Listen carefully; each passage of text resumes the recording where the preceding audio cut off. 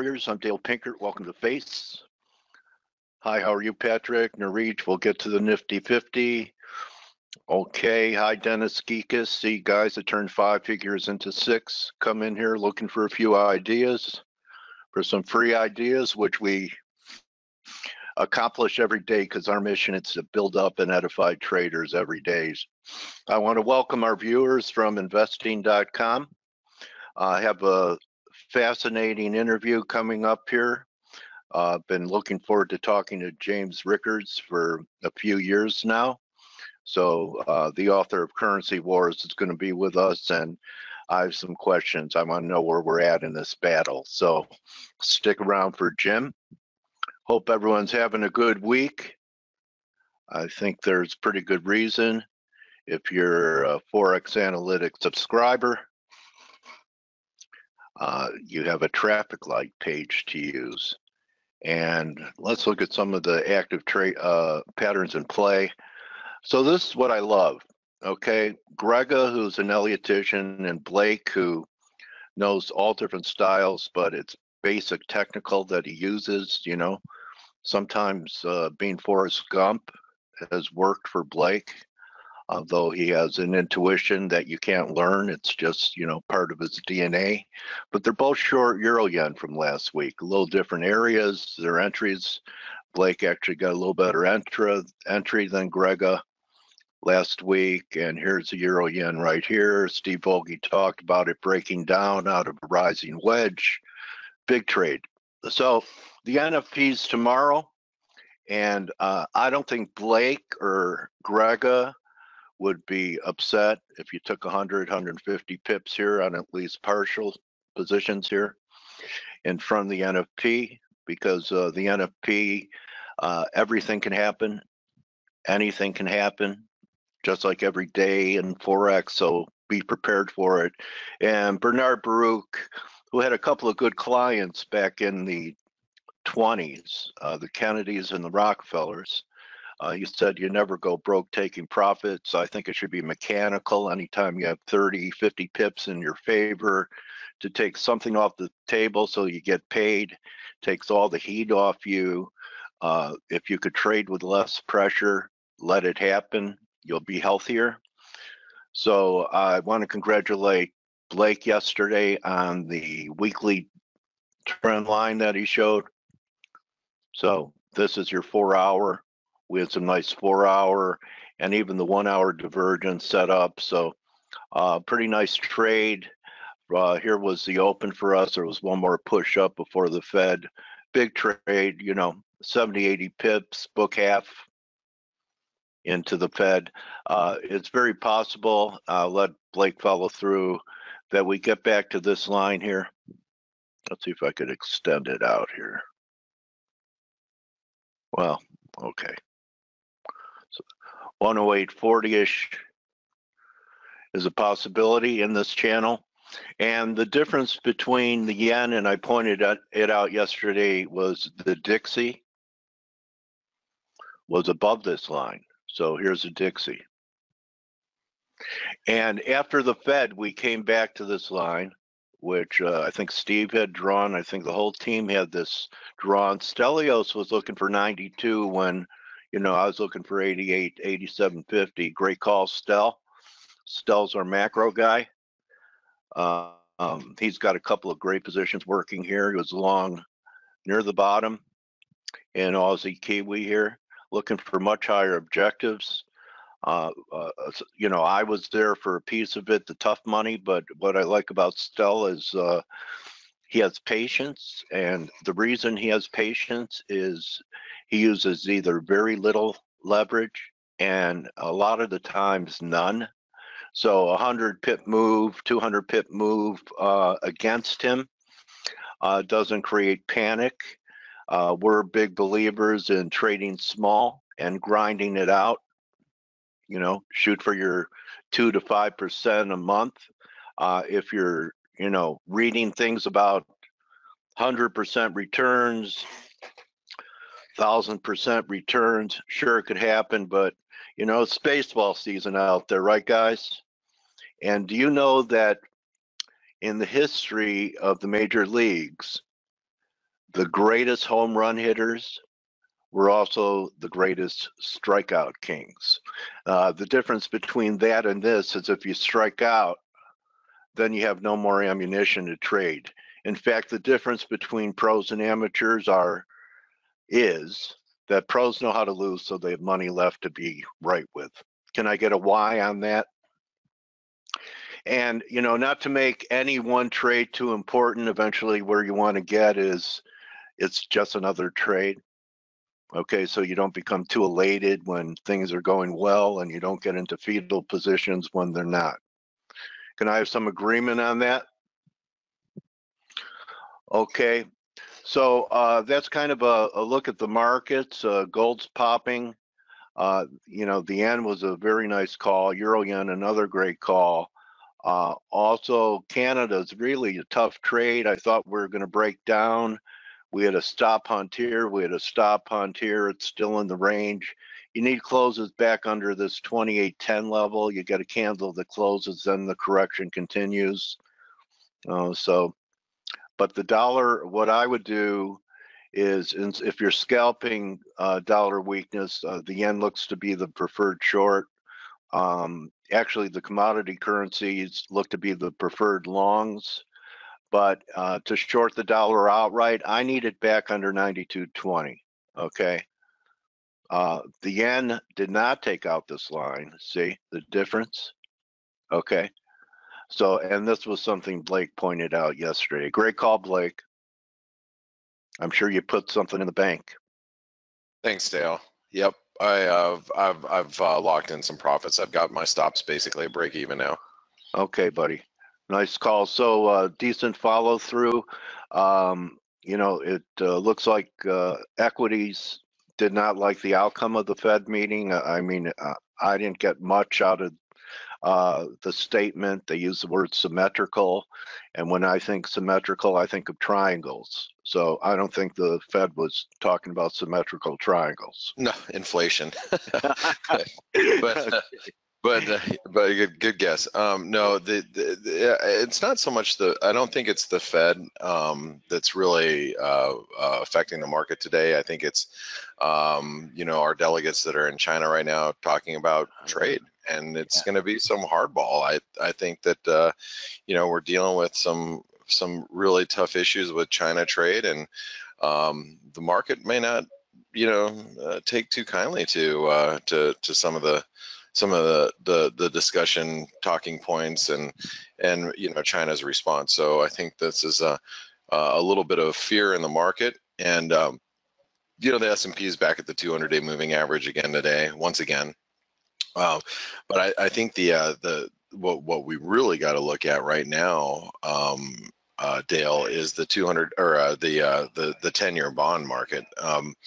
You know, the market is extremely, speculators are extremely, as Mark Chandler just responded to my tweet a little while ago, so largest short position. I know, I love Mark. He's fantastic. He offered for me to stay at his house when I was in New York. He's such a great guy. He sent me his book, and you know, he's such a great guy. But what I was going to say is that that with the market so aggressively short bonds speculatively, you know, the bond market's starting to squeeze a little bit here. And then to top it off, Dennis Gartman, I guess, said he was short the 10-year yesterday. Of course, it rallied substantially today, and as it's rallying and as it's squeezing, yields are coming down off that 3% level. You know, bonds are taking on a safe haven bid, and we're seeing the dollar yen, you know, roll over. And this is one of your favorite things. If it happens, Blake, you love false breakouts. So I mean, this was a breakout to new highs. So, you know, if we start closing under 293, we could at least see 286. Yeah, and you know, I don't think yields are going back down to 2% or anything like that. But right. but that's enough to shake Gartman out. shake a lot of people out. I mean, Yeah, really shake the market. When you got everybody leaning one direction, you know what it's yeah. that tipping over effect. And right now you got everybody leaning on the bond market. We could squeeze. I mean, I look at the bond market and I look at the longer term outlook of bonds, and it would take a lot. I mean, a lot to actually reverse the bond market and get us actually bullish. But right now, the 10-year bonds got a big double top. But here, and I'll take over the charts and I'll show you. All right. Show you what I got here. I did notice after the Fed that actually was different than it had been for a while, Blake, that all of the treasuries, after initially yields going up a little bit, all came back down. But you know what? The bonds came back down the least. The long end didn't slip as much as the short end yesterday. Kind of unusual. Haven't seen that because we've been flattening, but there was actually just a shade of steepening yesterday after the Fed. Yeah, I noticed it. Yeah, and actually I was sorry, I wasn't really paying a lot of attention to that. What I was paying more attention to is the price action here. But yeah, that's a great observation, Dale. Looking at here's the 10-year.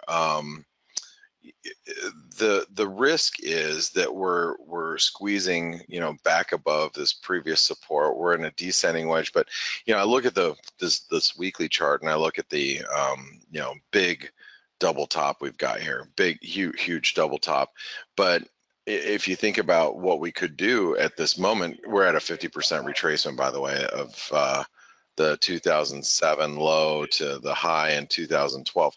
So we could squeeze sharply because when the market's short, short squeezes feel like a bottom has been created and you get this quick recovery. But we could squeeze higher here and retest like 122, the neckline of this double top, and then head back down, and yields will probably at that point in time break 3% for good. But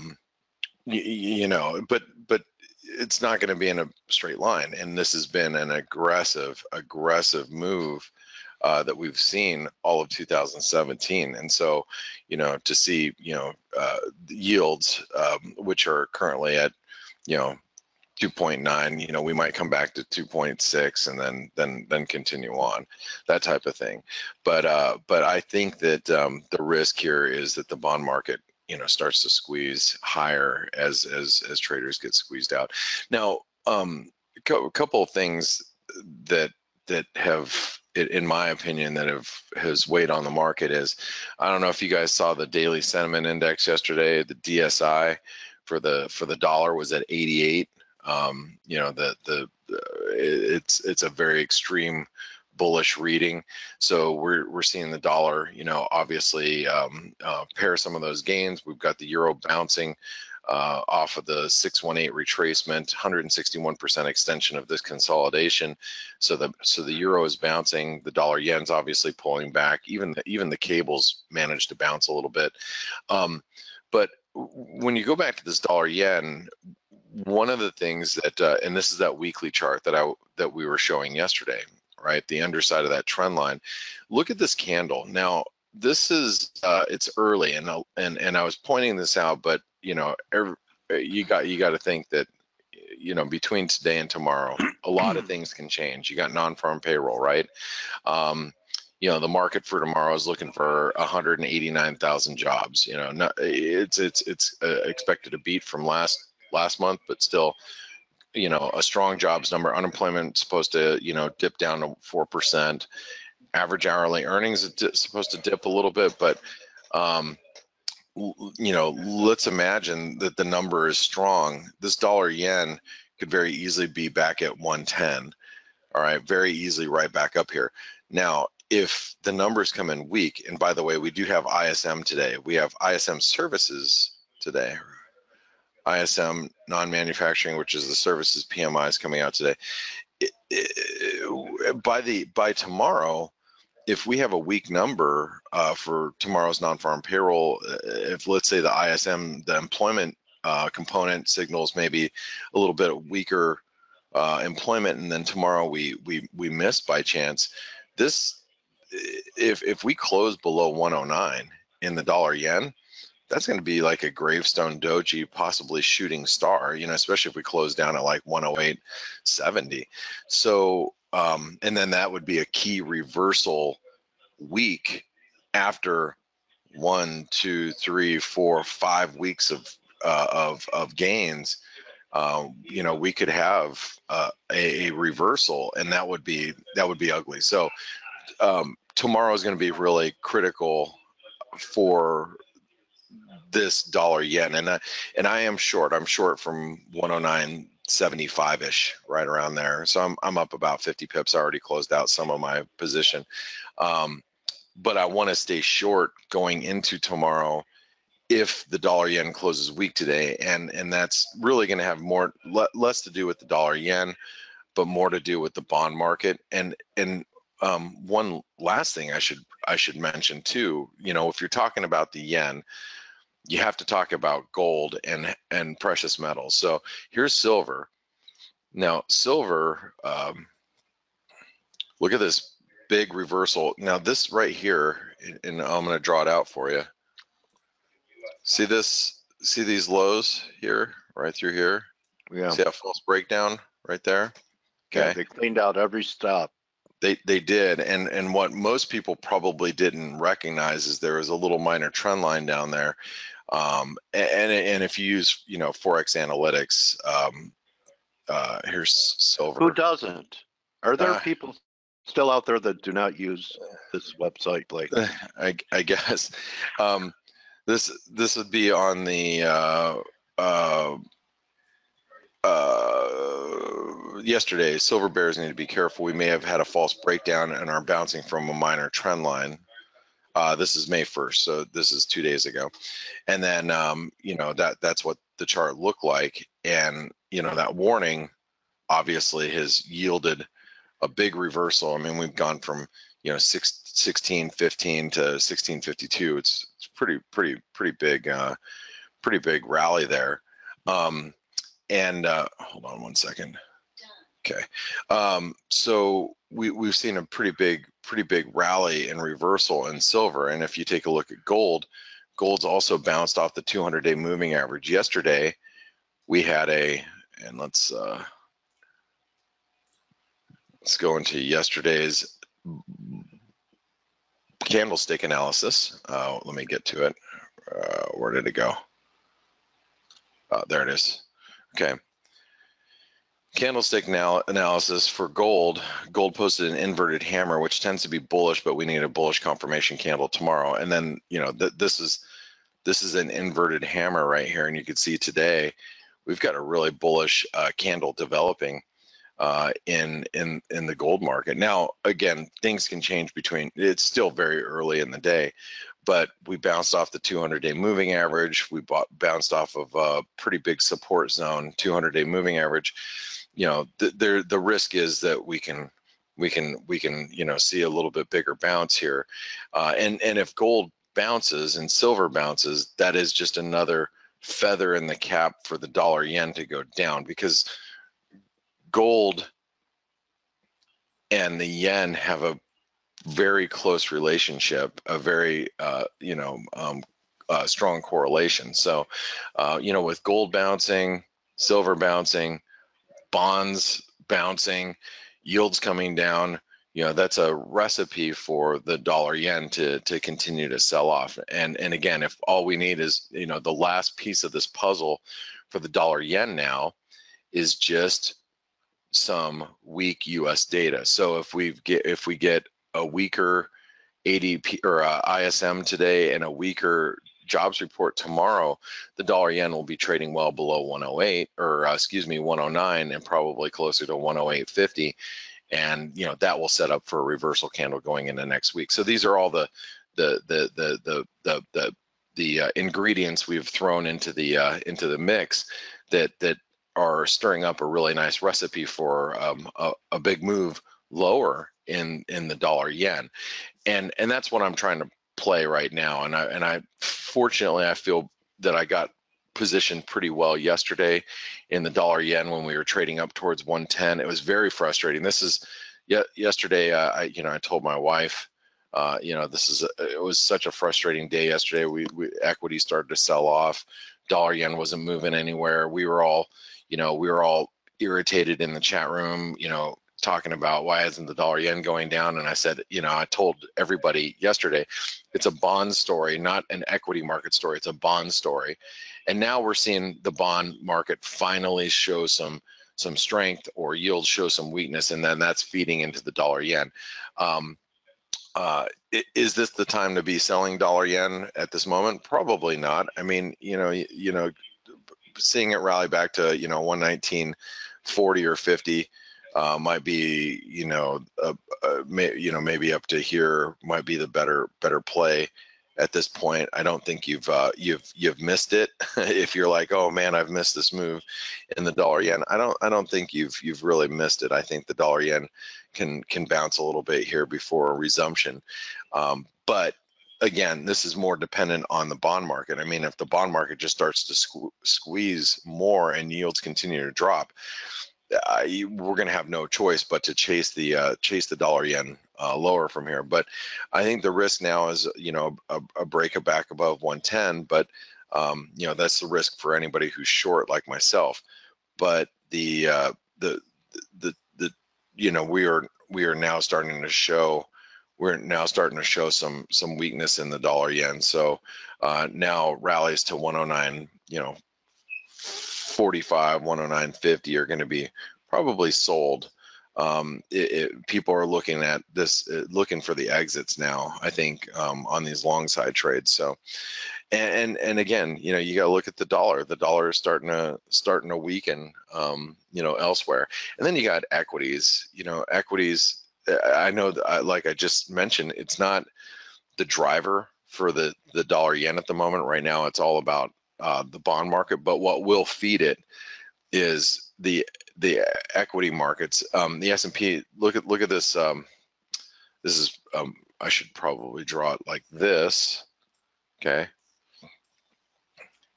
Whoops. That's not what I wanted to do. Okay. Can probably get rid of that. We had a triangle here. We're breaking lower. I'm actually, surprised we broke lower. I thought we were going to make one more leg up in the S&P before breaking lower, but we're breaking lower, which could take us to the lower end of this wedge, and this will feed into yen strength, bond market strength, yield weakness. Is if the stock market starts to pull back and we break through these recent lows in the S&P, we start breaking through these levels down here in the S&P, and you're gonna see more people pile into the bond market. More people are going to be buying bonds from a risk aversion standpoint. Yields will come down, and again, dollar yen will come down as a result. So that's why this weakness in the stock market will just feed into yen strength or dollar yen weakness as well. So you got to watch the stock market here. It doesn't look particularly good this morning, but equity market traders are really good at buying the open. So that's the good news if you're long stocks. I mean, if you're long stocks, it's like, yeah, we may be down 160 points at the open in the Dow, but everybody's a gap fill trader. So as the market gaps down, everybody's just waiting to scoop up stocks, as they gap down. So it's typical. But we'll see. We'll see if stocks come under pressure. I guess that's going to continue to feed that bond market. These other yen pairs. The euro yen, as you mentioned, yes, I'm looking for euro yen to continue lower here, down towards the 130, maybe down towards 129, depends on how squirrely the stock market gets. But the euro yen is breaking lower. The pound yen is below the 200-day moving average.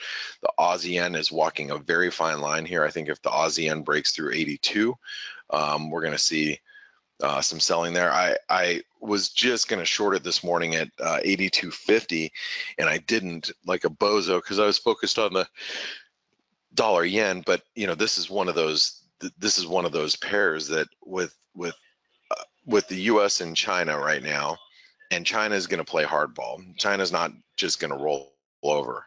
And so with China and the U.S. discussing trade and trying to hammer out issues, but things could get a little contentious.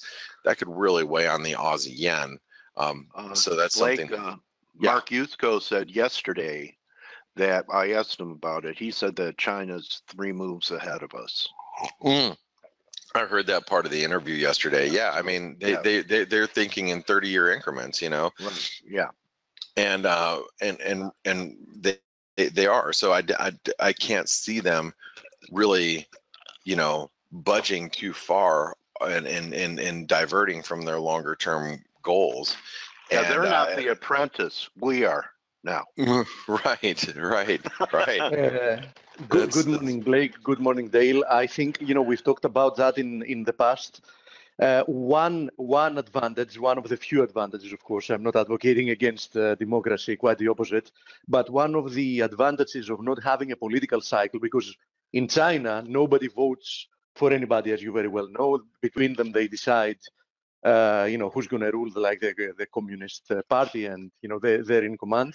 But one of the advantages is that you don't have to worry about being likable in the short term, so you can really focus more on what your long-term goals are. And that's one huge advantage China has had during the past few decades in comparison to the US and other developed countries, right? Right. Yeah. You got a small group of people really steering the whole ship, and they don't, they could care less what anybody else has to say. Where they're not always trying to get elected like we are here. Yeah, we have huge checks and balances, and you're right. You're absolutely right in that regard. But anyway, well, good morning, Steve. How are you? I'm good, Blake. How have you been, mate? Good. We've got a big interview today. I'm really excited to hear Jim Rickards today. Dale, are you ready for the best and the biggest interview of the week? Well, Blake, I know not everybody I've would spent agree, my whole life preparing for this moment. All right. Well, this is a big one. Well, I'm excited for you. I'm excited for all of the traders that are listening in here. Steve, I'm going to pass it over to you for the next half an hour. But guys, make sure you stick around, because this is a really great interview that Dale has lined up. It's a big treat for everybody listening in, and I want to wish you guys all good luck today. Just remember, watch the bond market. I think the bond market is really the driver at the moment. So and Blake, I just want to mention that Warriors, when Blake goes away, he's not going away. He's going into our private chat room. Correct. So if you're a subscriber, you could actually see what he's doing live. So you may want to consider that subscription and still have more contact with Blake throughout the trading day. That's where I spend my whole day. I spend my whole day. I'm online like right now with my office in Greenwich, but I'm in the chat room, chatting with everybody that's part of the ForexAnalytix community. So, all right, guys. Well, hey, good luck today, and thanks everybody for being here. Thank all you listeners for all of your support and helping us, provide what we provide for free for you guys. So, thank you. Great yen and euro yen trade, Blake. Nice work. Thanks, Dale. Thanks, guys. By the way, I'm a huge fan of Jim Rickards. I think I read Currency Wars in a day or two or something like that. I just couldn't put it down. Okay, I gotta go, guys. Sorry. We got numbers in 30 seconds. Yeah. Yes, and before that, let's say that I really hope that everybody here has read Currency Wars, and if you haven't, I think it's a good opportunity to listen to the interview and get yourself a copy of the book and do read it, because it remains current. Nothing has changed actually. I mean, I was actually planning of reading it once again. In the next vacation days I'm gonna have. So yeah, during the summer for sure. So Stelio, let's have a look at the numbers. We have both US and Canadian numbers coming up. Let me open here the USD yen, and then we have quite a lot of things to talk about, because I think we got some nice movements coming. So let's see, we're just a few seconds away. They should be out any second. Jobless claims is strong. Trade balance is a little bit better than expected. Unit labor cost is lower than expected, and Canadian trade balance is worse than expected. So U.S. data. Trade deficit a little bit lower than expected. Yeah. Indeed, 49 billion versus 50 billion. Productivity a little bit higher than expected. Jobless claims a little bit less, so a little bit better than expected. Yeah. More or less, I can't say that I'm seeing any real surprise data. No. Unit labor costs 2.7% versus 3% quarter on quarter. And a downward revision on the previous one as well. So I think it's very mixed now. I mean, the one that stands out is continuing jobless claims, which is an important number. It's very low. It's like 100K lower than expected, but still. Overall, I think the numbers should be quite. I don't think. Yeah, I don't think they should be market moving in any way. Okay, so we have quite a few things to talk about today. First of all, we're finally seeing some follow through in the euro yen. And since it managed to break the 131.50, 131.70 area, I was talking about it yesterday. Actually, yesterday I booked right at support half of my short. I'm keeping the other half. My ultimate target is 129. I also booked half of my long in USD ruble for almost 3.8% of profit. I'm keeping the rest of it. I want to see how the weekends. And I also I wrote that in the chat room. If you remember, I was very clear about how important this confluence of resistances for the USD NOK is. I was actively looking to short this confluence of resistances. I got triggered short yesterday, so I got an extremely, a good entry point here, and we're seeing a big reversal today. I want to see how this 801, 802, let's say 8 area of support is going to react, because I do believe that if USD NOK breaches this, then we should see more follow through towards the 785 area. So I got a very nice entry, which gives me the opportunity to hold the trade even through NFPs, since I can really move my stop loss above the highs, which is almost a break even actually. And if NFPs do benefit it further, even better for me. Otherwise, worst case scenario, I didn't have something to lose. That's what I like about finding confluences of supports or resistances, is that you can pinpoint nice entries, even if the entry ends up being, instead of a reversal, like a pullback, which you very often see at least important levels produce some kind of a pullback.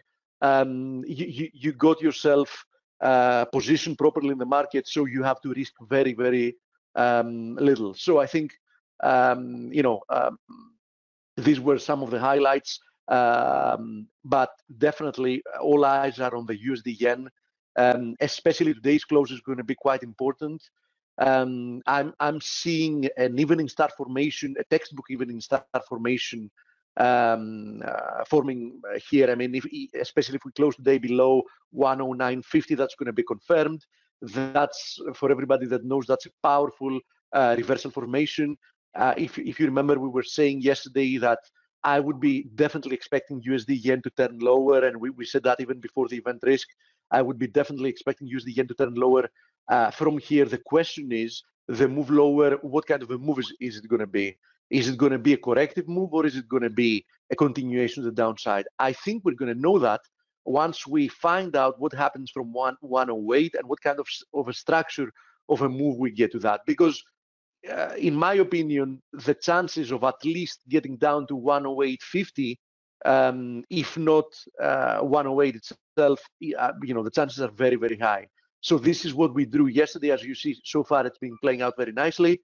Now let's see what kind of a move we're going to get. I think that by the end of the day tomorrow, after the NFPs are out of the way, we will have a much better idea. Now, a couple of other currency pairs that we were talking about were the Kiwi.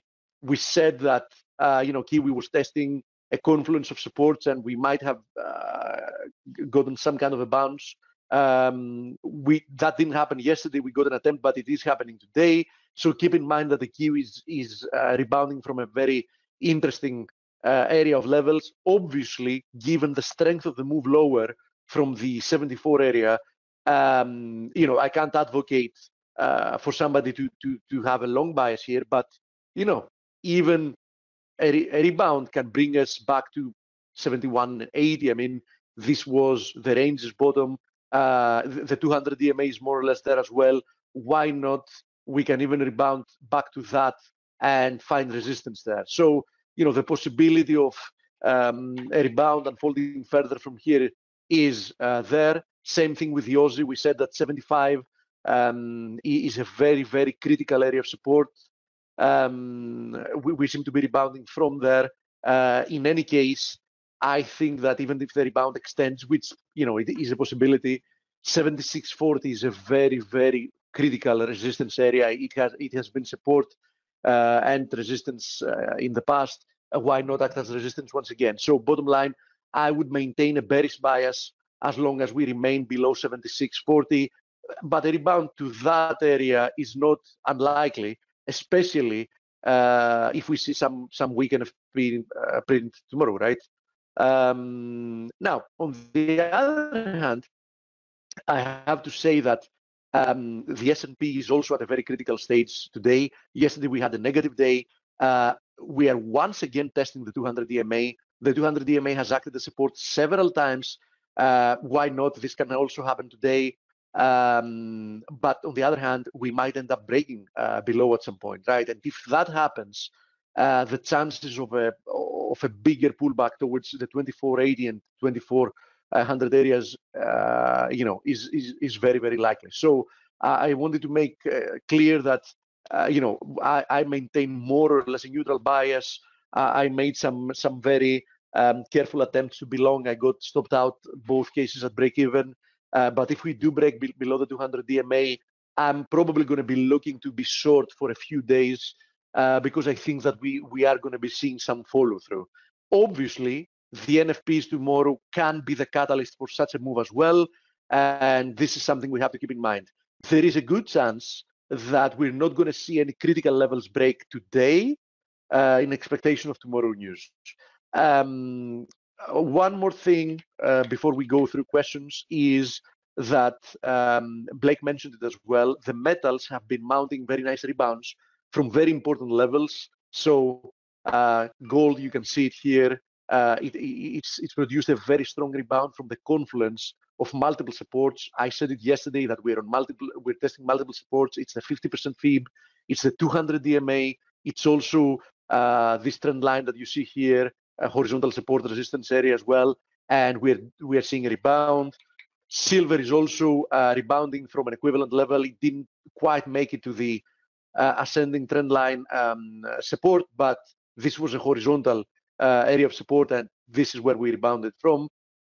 So that keeps both of the metals in range, and as long as that's the case, anything can happen, right? Definitely the fact that they're moving higher from here, allows me to maintain a medium to long-term bullish bias. Now, everything that has happened has obviously had a direct effect on the DXY. We were saying yesterday that the DXY was testing the ultimate level here at it's a zone between 92.50 and 92.70. It got rejected from there. So far today, we've been having a bearish engulfing day, manifesting. I think that a pullback towards a retest of this broken trend line is likely, even if the DXY wants to maintain a bullish momentum. But in any way, I will not be looking to the upside before we break this. I know that we've already broken multiple areas of resistance, but this has been a key, crucial, critical level for the market. So I would really need to see this level break as well to the upside. If that happens, I'm going to be looking quite higher, even towards the 96.50 area. But until then, especially ahead of the NFPs, I'm being extremely cautious, right? So I would need more price action. Until then, as you've seen from my trades as well, I'm I have no problem being both short and long the US dollar. Depends on against which currency we're talking about. One more thing I wanted to show, it's the pound yen, which is continuing to the downside. I think that this enhances our outlook that this was a corrective move to the upside. I said the day before yesterday, I said during the webinar that the fact that we got a second retest of the 150.50 level was a gift. And as you see, we've resumed to the downside since. I'm monitoring this 148 level, 147.70, 1 to 148 level might provide some kind of a support. But keep in mind, I'm going to zoom out because we have to keep the big picture in mind, which is there is an ascending trend line coming here. If we break below it, we have to consider the possibility that this was an impulsive move to the downside, and this is a corrective move that is coming to an end, which is going to be a very bearish development, right? So I'm also watching this with a long-term perspective. We're not there yet, but I would definitely stress that out. Now let's have a look at a few questions and we take it from there. By the way, Dale, I don't know if you're listening in. I am. Yeah. Okay.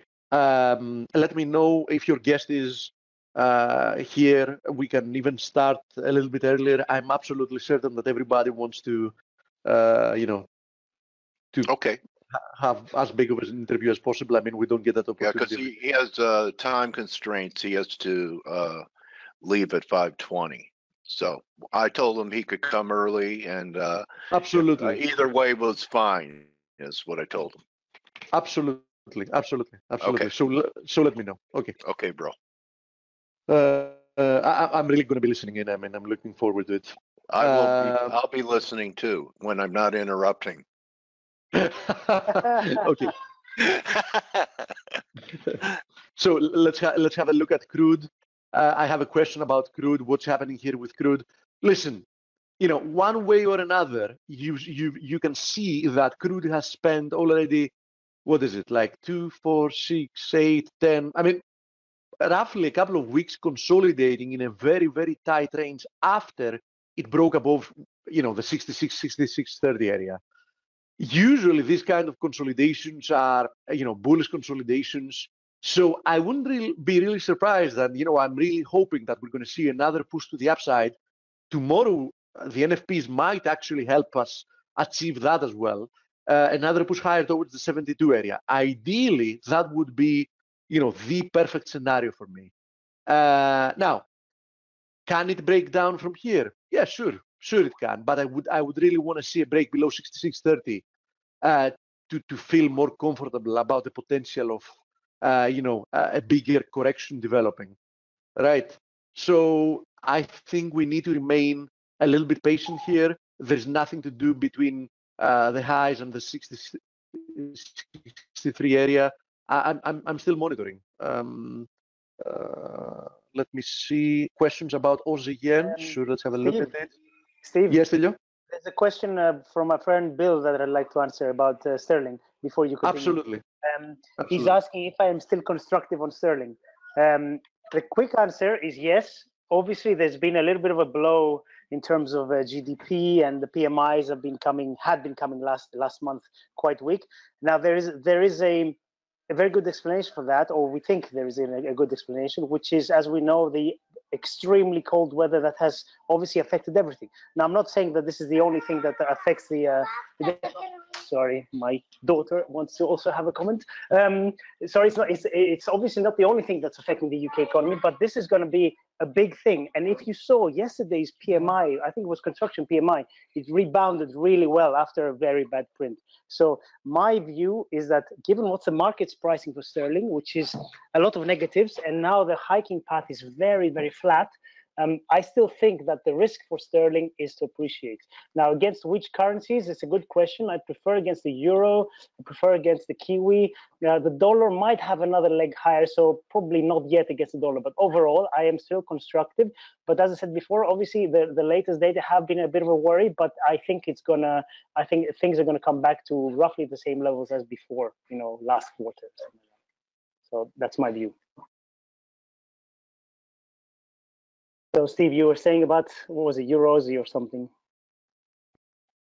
If you're still there. No. But before we go to that, since we started, yeah, I'm going to go to the Aussie yen. We had a question about the Aussie yen, but before we go to that, I have to tell you that my outlook is not so constructive about sterling anymore. Given the fact that I'm seeing an impulsive move lower, I think that even if this is a correction, it's a correction that is missing at least one more leg lower after seeing some kind of a rebound. So I will be looking to short any rebound towards the 138 area, because I do think that in the short term we've had a technical damage being done to the sterling, and I have to tell you that since I always kept saying that. Actually, let me show it on the weekly chart. If you remember, I always kept saying that this move higher will eventually prove that it was corrective in nature, simply because you can compare how different this move has been in comparison to this move, especially if we break below this little area here, which is more or less now a confluence of supports. I think that things are going to be quite bearish for the pound. Until that happens, I'm not long-term bearish, but definitely given the fact that we've seen a huge reversal, I would be looking for opportunities to be short the next rebound and not the opposite.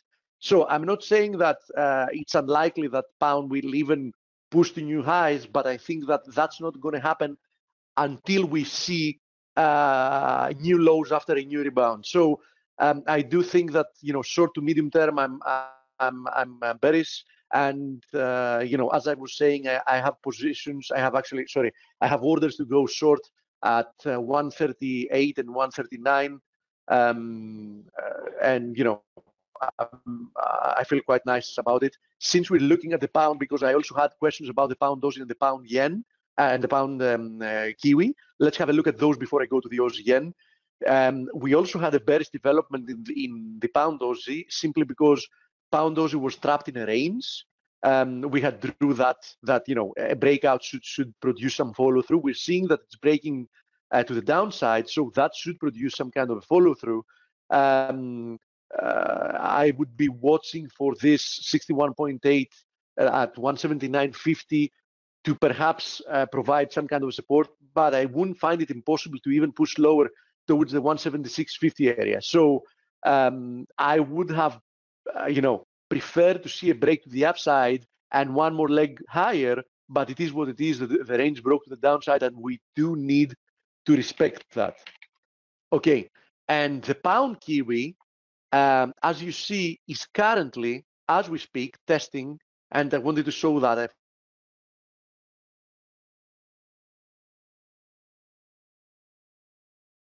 You're breaking up again.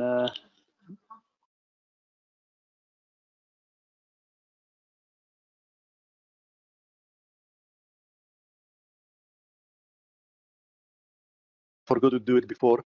It's testing a confluence of support. Just let me know when I'm back. You are back now. You're back now. Okay. So keep in mind that the pound Kiwi is testing a very critical confluence of supports. This is the 38.2 from the last leg higher. It is also a support of a potential ascending wedge. You can see it here.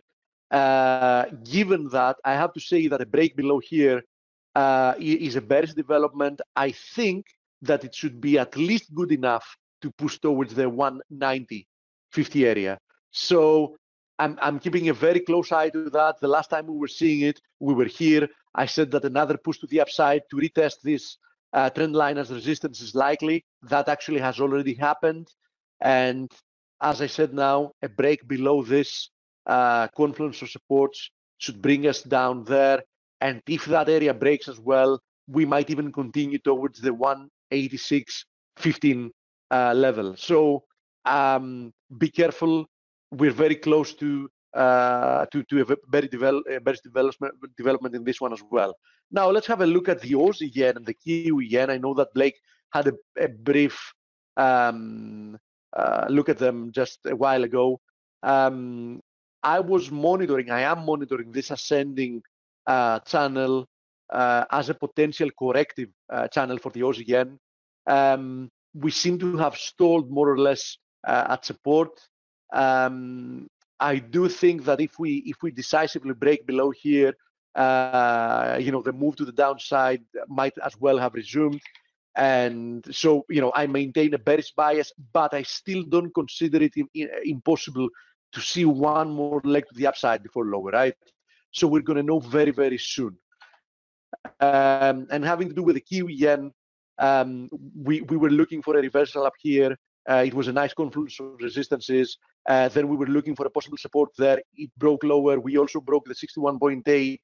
I have to say that the 76 area is a critical area. If we break below that as well, look at this. I'm just zooming out so you can see there is a huge pocket of thin air below there. I mean, that can prove to be a very bearish development. I mean, why not below 76? I don't really see any strong support until the 70-cent area, right? So look at it. I don't think that the bulls would want to see that level break. I'm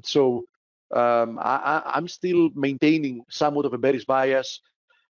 If we do see a rebound from here, I would still be looking for this 77.50, 77.70 area to act as resistance. So I maintain a bearish bias, but as I said, 76 is going to be ultimately the most critical level to watch. Okay, let me see. I'm pretty sure we have more, of course. Silver market kept a lot of shorts from covering at the trend line by not hitting it. That would be a typical of how they manipulate it. Is still okay? You answered that. How do you pick tops and bottoms? How do you pick tops and bottoms? That's not an easy thing to do in any case, mate. Trying to pick tops and bottoms is always a low probability game. So in order for you to do that, you need to be very strict with managing your risk. That's the most important thing. And for you to have a higher conviction that a reversal might come from a level, you would want to see confluence of resistances or supports, depends on if the move is to the upside or to the downside, to feel more comfortable that might be an area that has a high potential of producing some kind of a reversal. But as I said, even if you're very good at doing that, you should not expect your hit rate to be more than like 35-40%. So that means that when you're trying to catch reversals, you need to make sure that the reward to risk ratio is always very appealing, right?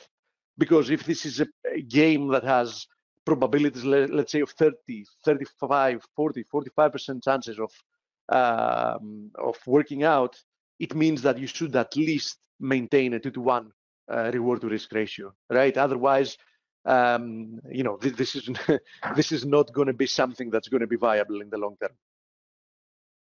USD CAD, okay. Euro Kiwi, USD CAD, another question. Let's go to USD CAD first. There we go.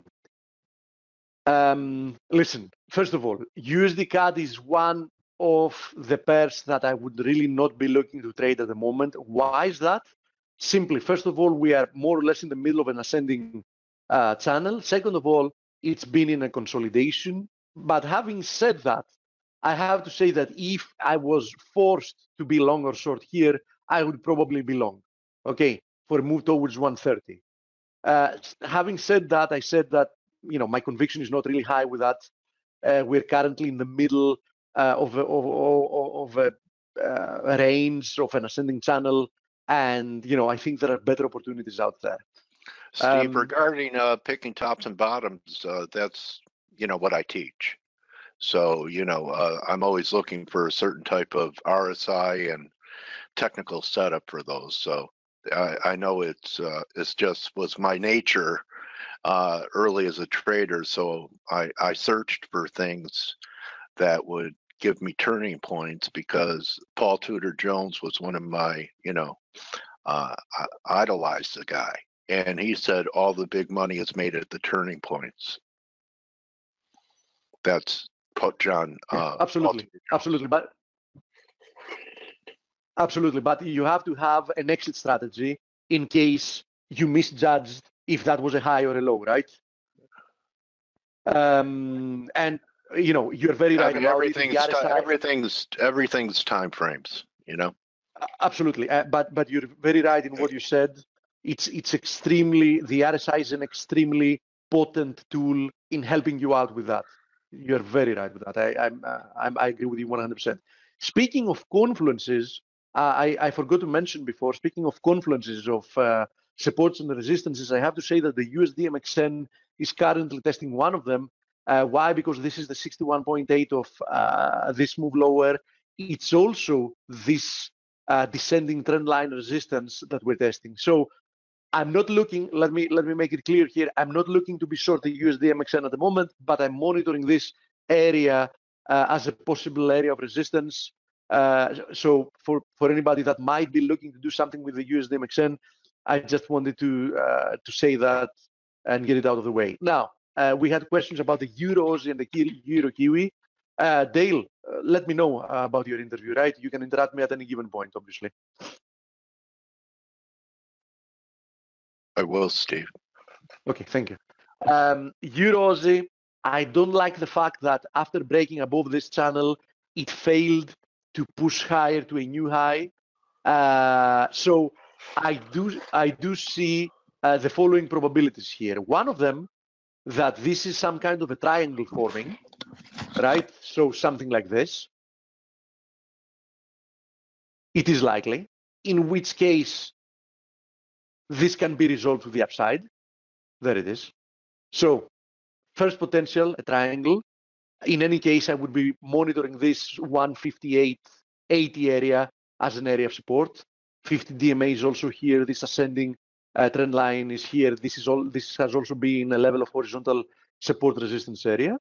Another potential is that this is going to be the beginning of a bigger correction to the downside, in which case I would be looking towards 155.80. So you know what you're looking for here. We still don't have confirmation. Depends on if we get a rebound from here or not. So this is the level to monitor. And this is the Euro Kiwi. Coach, actually, I have to tell you that you mentioned the potential the other day when I was looking at it. You told me, is there a chance that this is an A, a B, and a C? And I told you, yes, there is definitely a chance. As you see, somebody can view this as an ascending channel. But one thing is for sure, this move is not impulsive in nature, right? So this move was not impulsive in nature as well, though, I have to say. But why not? We might see one more leg to the downside from here. Regardless, as long as this resistance holds, we have some space to move to the downside. Only if we break below this ascending channel, I'm going to be looking for an extension to the downside, perhaps even towards the 161 area. Until then, I don't think there is much to do here.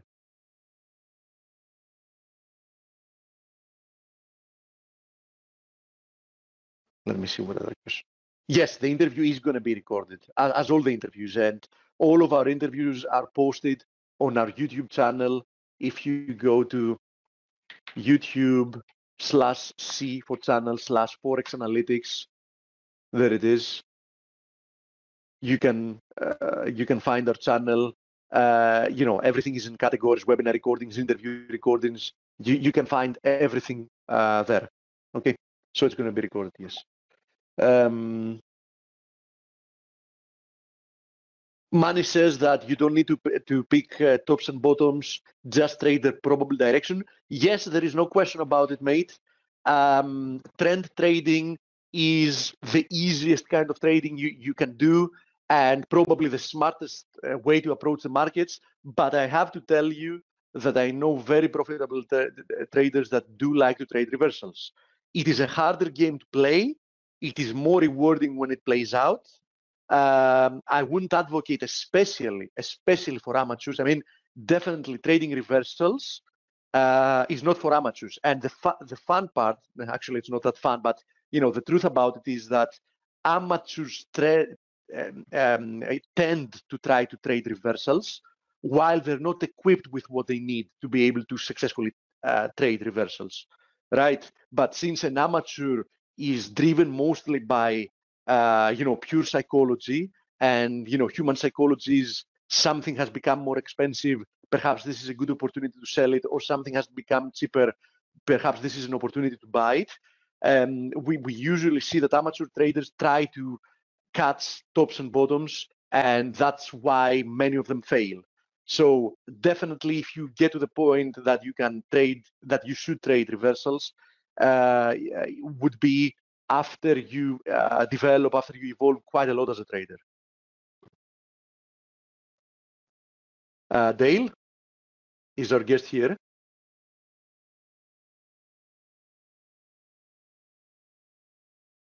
Hans, we already covered oil. You can go through it from the recording, mate.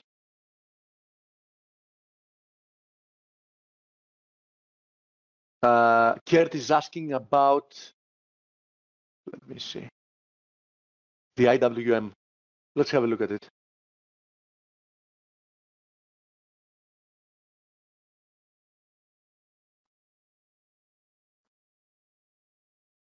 Dale?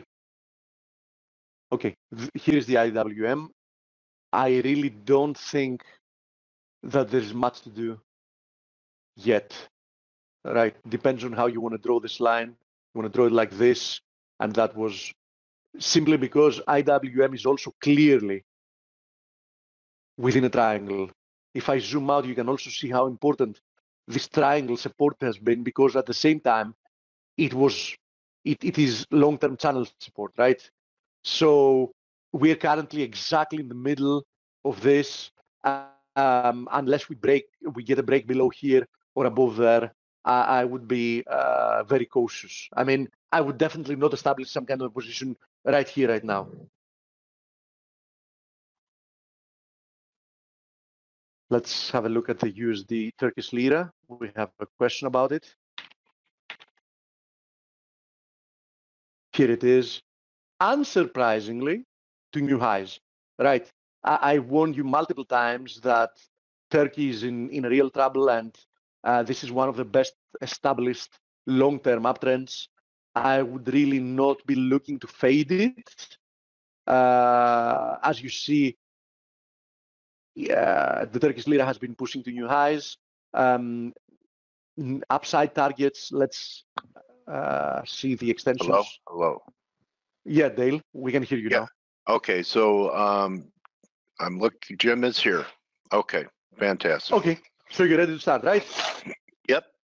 Looking forward to your interview. Enjoy. Thank you very much. Okay, Jim, I'm going to make you a panelist, and all you have to do is turn on your audio. Looking forward to speaking to you. Hello. Hi, Jim. How are you? I'm fine, thanks. How are you, Dale? Great to meet you, Jim. Stephen Sarge Guilfoyle wanted me to say hello to you, and your reputation precedes you in here. My associate Steve Volge and I agree that your book Currency War should be required reading for anyone who trades FX, and I think you could take it even out to any kind of trader or investor. Congratulations on forecasting this, and also 11 years, we're talking about it was published in 2011, so that was 7 years ago. Well, thank you, Dale. That's very kind. What's interesting is you're right. The book came out in 2011, and one of the things I said then is that the world is not always in a currency war. It only happens at certain times, but when you are in a currency war, they can last for 10 or 15 or 20 years. And I gave several historical examples of that. So the fact that here we are in 2018, still in a currency war, still a topical subject, really doesn't surprised me, and I think we could be here 5 years from now still talking about it. I'm always I don't know if amused is the right word, but it certainly catches my attention when I see a journalist. There'll be some development, some countries devaluing very explicitly to help their trading position or import inflation, and a reporter will say a currency war has started, and I say, well, no, it's the same currency war. It's just going on, and will continue to go on for a long time. You really coined that phrase, Jim. That's why everyone says it, because the race to the base is as old as time. Okay, I mean, you could go back to Rome and they took silver out of their coins while they were debasing. So here we are 7 years into it. I have a weekly dollar index chart in here. Is it more like trench warfare, where at times it looks like the dollar's losing the currency war when it's appreciating, and then since the election or last year, the dollar started coming down, so now it looks like it might be, possibly gaining some ground so we could export cheaper. And I have one question for you, Jim. It's probably an oxymoron, but is there any haven fiat currency that exists on the globe today? Well, there isn't, and again, you make a very good point, Dale. The thing about currency wars is that they just go back and forth. They're inconclusive. One of the reasons they last so long is because the war's never over. It just goes on and on and on. It's like a ping pong match between two really strong opponents. They'll hit the ball back and forth for a long time. So first, you saw the currency war started in January 2010. The dollar hit an all-time low in August 2011. And then it got stronger from there. Lately, it's been going down again. And, maybe it's found its footing because of Fed tightening. But the point being, they just go back and forth. So if you look at the euro-US dollar cross rate, I remember in, 2011, 2012, you had Nouriel Roubini and Paul Krugman and Joe Stiglitz up at Columbia running around with their hair on fire saying, the euro is collapsing, Greece is going to be kicked out, Spain should quit the euro, go back to the peseta, devalue the currency, lower the unit labor costs, there'll be a northern tier and a southern tier, et cetera. And I said, no, none of those things are going to happen. The euro is strong and getting stronger. It will add members, not lose them. And when I said that at the time, I said that they had 16 members. Today they have 19, getting ready to admit the 20th member. And I remember doing television interviews when the euro was around $1.03, and everyone was saying, "Well, it's going to parity." Yeah. To par. And I said, no, this looks like a low. It's coming back to 120, and it did go to 120, and actually I expect it to go higher. So, but the point being, if you look at the euro-US dollar cross rate, go back 10 years, and again, a lot of traders, and it's okay. They're day traders, or they're into little pops or little reversals, and that's fine. That's if that's what you do. That's an okay way to trade. €160 euro 10 years ago, Jim. And go ahead. Yeah. Well, that was, look at the euro's gone from, I remember being in France on vacation in early 2000 when it was 80 cents. We were traveling with another family. We couldn't spend $100 on dinner. We tried with wine and dessert and everything else, but we couldn't do it. But my point being, there have been 10 moves of greater than 20% in the euro-US dollar cross rate in the last 15 years. So when you look at that, you say, well, gee, the euro is a major currency, one of the largest, 400 million people in the countries affected by the Eurozone. And of course, the US is the dominant global reserve currency. It's 60% of global reserves, 80% of global payments, almost 100% of the pricing of oil. So these are two very important stores of value. Shouldn't they be stable against each other? And the answer is they're not stable at all. So what it means is your trading opportunity comes from the fact that when you see it move towards one extreme or the other, you should expect a reversal, and that's what's been happening. Okay, interesting, Jim. So we look at what's happening now, trade wars looming. Is this what you would call an escalation of the currency wars? And do you expect a full-blown trade war? Or are we just going to dance around it and it's just a negotiating tool? I think we're in a full-blown trade war. So first of all, your first point, Dale, Trade wars are in some ways continuations or natural sequences from currency wars, and here's why. You start out with a currency war because it's easy. It just looks like low-hanging fruit. Say, hey, by the way, the economic conditions for this throughout history have been, there are two conditions. Number one, too much debt, and number two, not enough growth. If you have enough growth, no one worries very much about the debt. And if you don't have that much debt, you can borrow to find a way to grow. But when you have too much debt to begin with and not enough growth, that's when things slow down. That's when people get more desperate.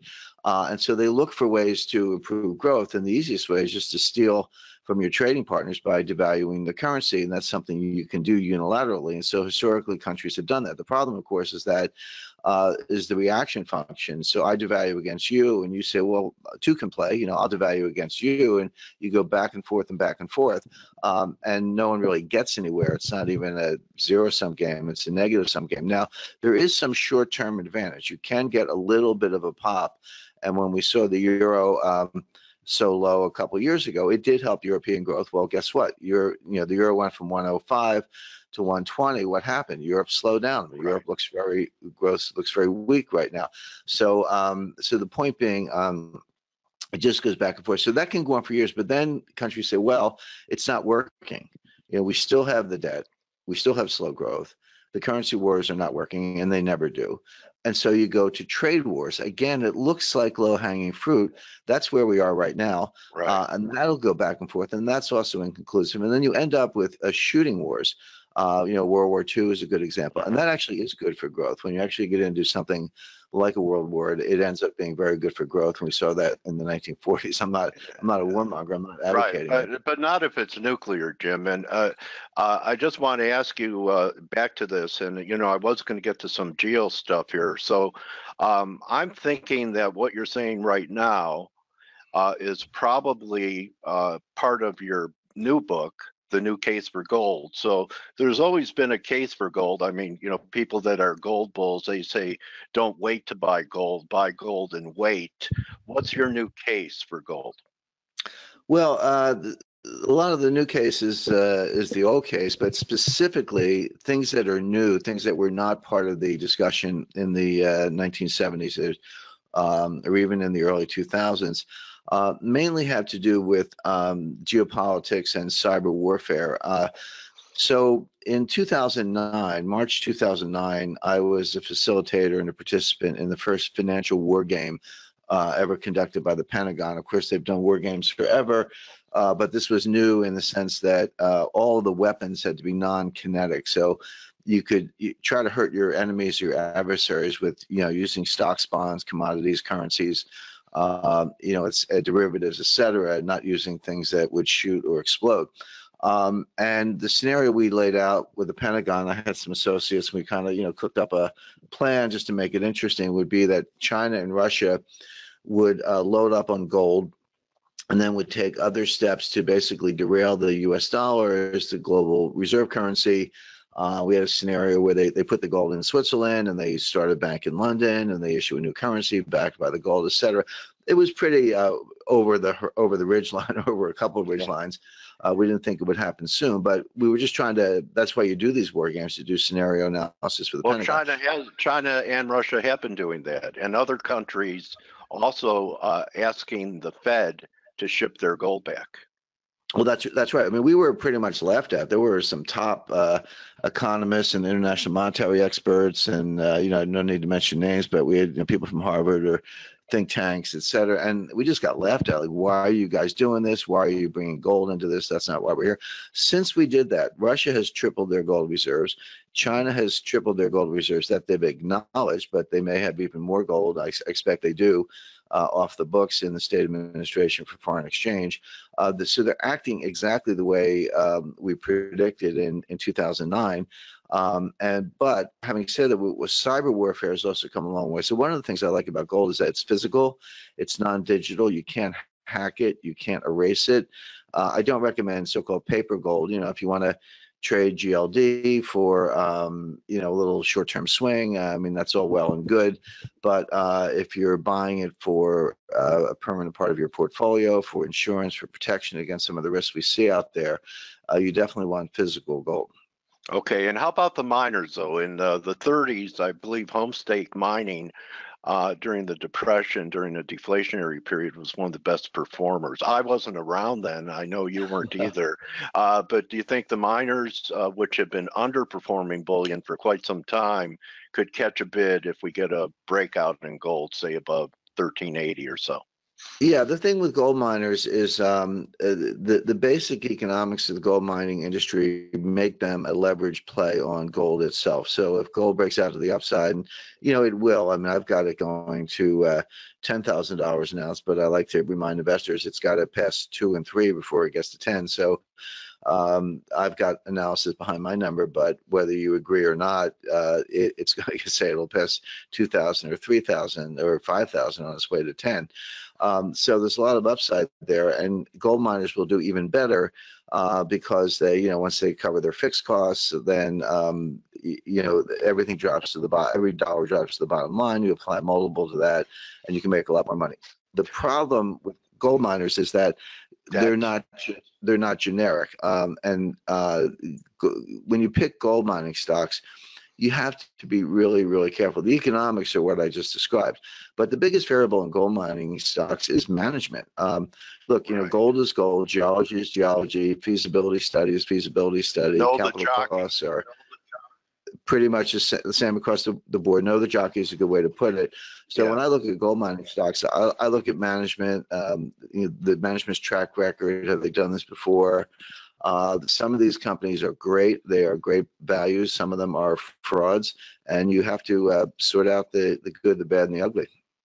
Okay, well, I know we're pressed a little bit for time here, Jim, so I was going to talk about Powell, and, you know, I read that you feel he has more tolerance, and we're really not going to have the Yellen-Bernanke put. He's going to be more tolerant to market declines. But what's happening on my TV screen, I'd like to acknowledge that you thought that Trump and the U.S. was not going to bluff, that by this spring that we might hit North Korea. Is it possible that Kim Jong-un believed what your research was telling you, and that's what started this love fest on the Korean Peninsula?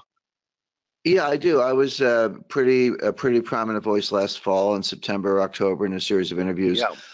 Saying that I expected there would be a war by the end of March. But this is two things. Number one, this is what we call a self-negating prophecy, meaning it's a prediction that is true when you make it, but it becomes untrue because people actually believe it, and the reaction function makes it untrue. It's a little technical, but it's the other way I describe it. It's, you know, yeah, well, that's right. I agree with that. I met with a top Chinese national security advisor, someone who speaks directly to the Politburo in Washington last October, and she said that we were having lunch, and she said to me, Beijing thinks the U.S. is bluffing.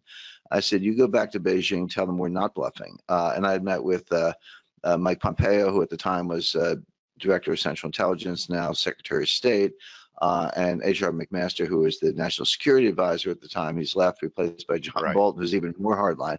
But my point being, we were not bluffing. Well, that message got through, and I wasn't the only one. I mean, China, Beijing was doing outreach to many people around the world, such as myself, too.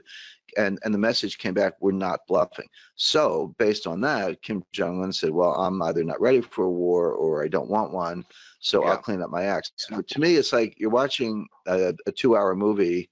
Somebody hits the pause button, you go into the kitchen and make sandwiches, but it's still a 2-hour movie.